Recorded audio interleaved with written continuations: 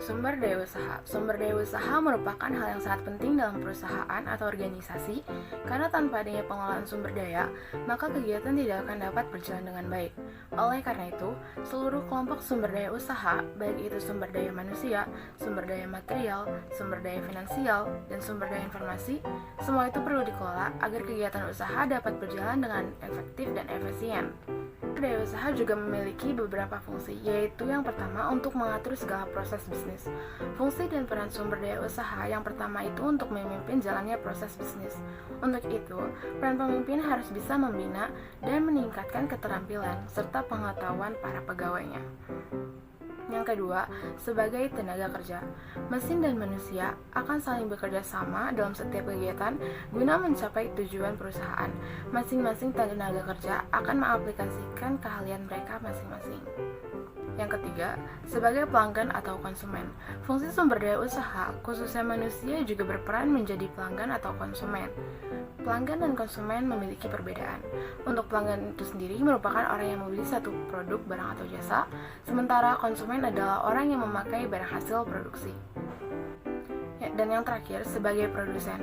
Produksi merupakan aktivitas untuk membuat suatu barang untuk memenuhi kebutuhan manusia, yang artinya produsen tidak akan memproduksi suatu barang apabila tidak ada konsumen yang memintanya. Berikutnya adalah kelompok sumber daya usaha. Yang pertama itu ada sumber daya material. Sumber daya material adalah sumber daya yang bersifat fisik yang dibutuhkan untuk melaksanakan kegiatan usaha. Dalam dunia industri, produsen atau perusahaan menggunakan sumber daya material sesuai dengan kebutuhannya. Dan contoh sumber daya material itu ada alat, mesin, kaca, besi, dan lain sebagainya. Sumber daya yang selanjutnya adalah sumber daya finansial, yakni berupa dana atau uang. Mengelola sumber daya finansial atau keuangan perusahaan haruslah sangat berhati-hati dan akurat.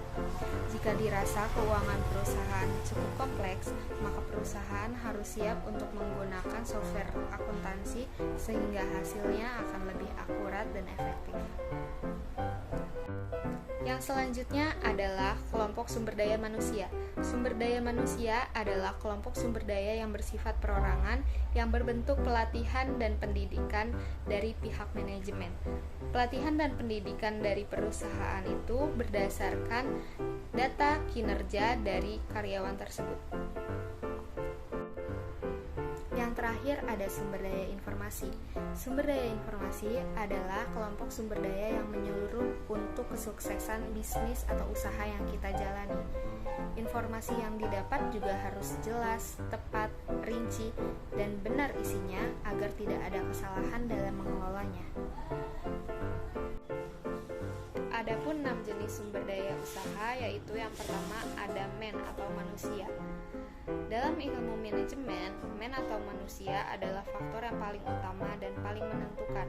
Hal ini karena manusialah yang menyusun tujuan dan melakukan semua proses agar tujuan itu tercapai. Jadi, jika tidak ada faktor ini, maka tujuan tidak akan pernah tercapai meskipun faktor pendukung lainnya tersedia. Yang kedua adalah money atau uang. Uang adalah modal yang dibutuhkan untuk membayar seluruh tenaga kerja yang dimiliki oleh perusahaan. 3. Material atau fisik. Material merupakan SDU yang bisa berbentuk sarana prasarana atau bahan baku yang digunakan oleh perusahaan untuk mencapai tujuan perusahaan. Manfaat pertama yaitu perusahaan bisa memiliki standarisasi bahan seperti dalam hal ukuran, jumlah, merek, dan jenis bahan baku. Selain itu, perencanaan sumber daya usaha material juga bermanfaat untuk mengetahui pemasok bahan baku yang sesuai dan memiliki harga yang bersaing. Perencanaan SDU material juga berguna untuk menghitung harga pokok penjualan yang nantinya dijual oleh perusahaan. 4. Mesin atau teknologi. Mesin atau teknologi juga dibutuhkan untuk mengubah bahan baku menjadi produk yang siap jual. Jika perusahaan menggunakan teknologi atau mesin yang canggih, maka perusahaan tersebut bisa bersaing dengan kompetitornya. Oleh karena itu, mesin adalah sumber daya usaha yang krusial dalam proses produksi. Khususnya, jenis usaha yang membutuhkan alat atau mesin yang menghasilkan produk yang siap jual. Sebagai contoh sumber daya usaha, jika Anda memiliki usaha pembuatan video di YouTube, Maka alat yang dibutuhkan adalah kamera DSLR, lensa, tripod kamera, dan laptop. 5. Metode atau metode. Metode merupakan tata kerja yang perusahaan gunakan, baik membuat produk atau mengelola sumber daya perusahaan lainnya.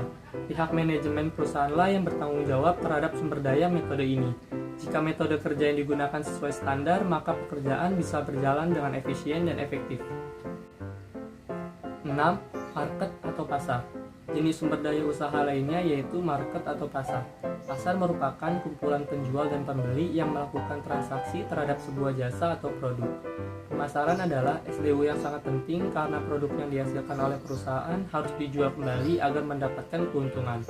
Marketing juga diperlukan agar pelanggan menjadi tertarik dengan produk yang dihasilkan. Perencanaan pasar juga dikelompokkan ke dalam beberapa jenis, seperti berdasarkan jenis kelamin, usia, tingkat pendidikan, profesi, wilayah, dan tingkat ekonomi. Oh, selamat siang.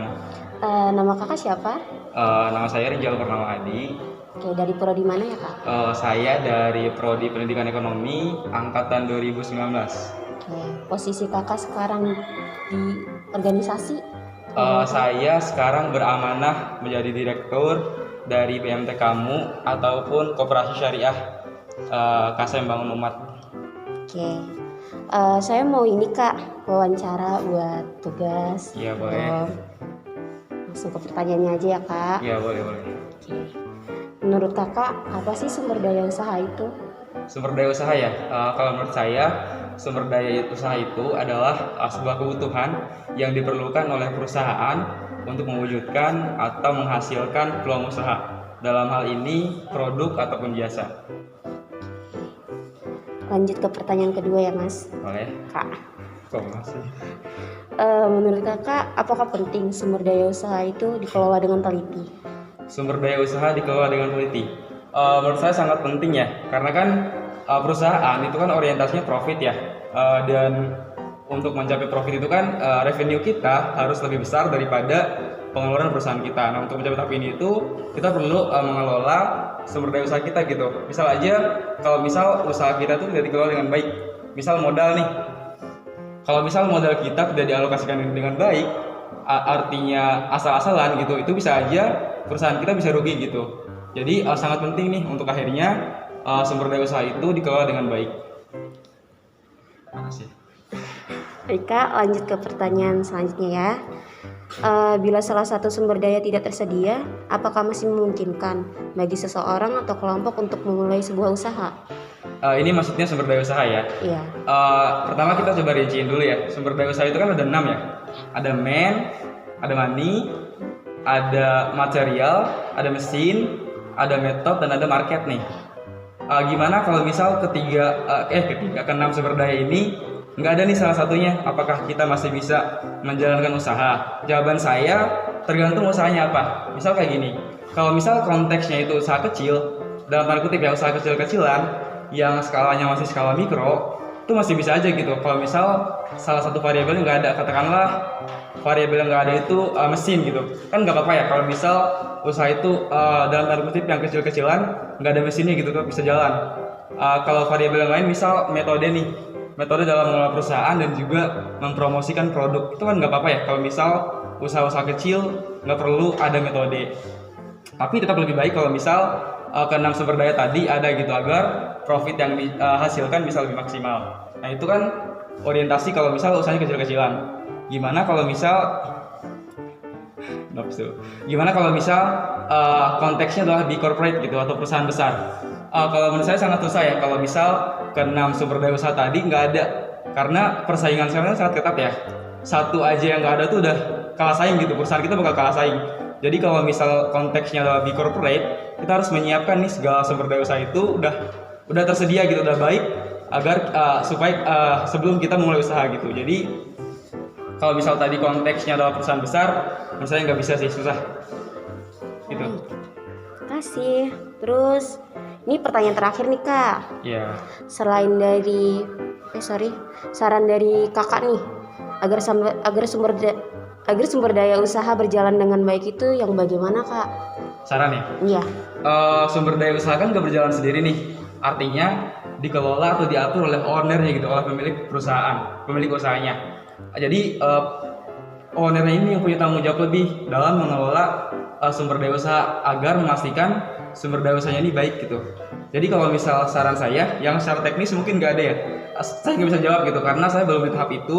Tapi kalau misal gimana akhirnya biar kita bisa mengelola sumber daya usaha dengan baik, yang pertama mungkin ini nih, sebelum kita mengelola usaha kita perlu belajar dulu gitu. Kita perlu punya ilmu dulu, kita perlu punya keahlian dulu di dalam dunia usaha nih. Jadi bisa dengan belajar, bisa dengan banyak ikut pelatihan ataupun workshop tentang dunia usaha. Jadi ketika kita udah terjun nanti, kita bisa tahu tuh gimana akhirnya kita bisa memaksimalkan sumber daya usaha yang ada. Mungkin kayak gitu tuh. Jadi kalau misal secara teknisnya saya nggak bisa jawab ya, tapi kalau misal saran dari saya, kita harus punya ilmu dulu nih, keahlian dulu gitu sebelum akhirnya bisa memulai usaha gitu. Gitu kurang lebih. Baik, kasih banyak ya Kak. Iya, sama-sama. Cara mengelola sumber daya perusahaan.